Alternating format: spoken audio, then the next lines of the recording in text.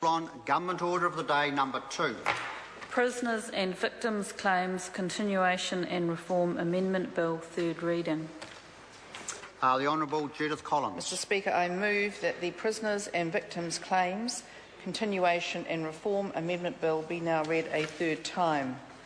The bill ensures that the regime under the Prisoners and Victims Claims Act 2005 continues beyond the 30th of June 2013, when it would otherwise expire.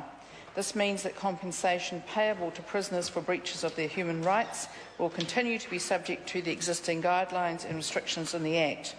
This ensures prisoners will not receive compensation for wrongful treatment without first having to redress the harm that they have caused their victims. Under the regime made permanent by the bill, if compensation is awarded or paid pursuant to a settlement agreement, certain deductions can be made from it. These include deductions for any legal aid debt related to a prisoner's claim and any outstanding reparation owed to victims.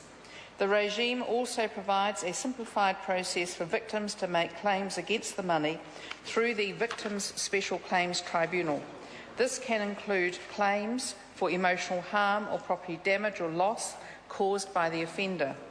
The bill also makes a small change to the civil limitation period for victims' claims for their benefit and clarifies that the Act applies to unlawful detention claims. The bill is another step the government has taken in championing victims' rights.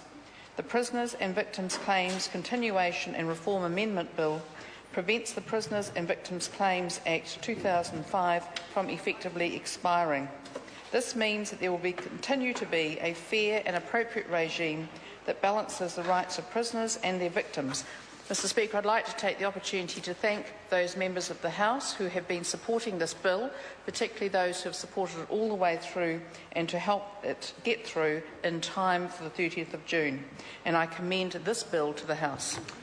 The question is that the motion be agreed to. Call Andrew Little. Thank you, Mr Speaker.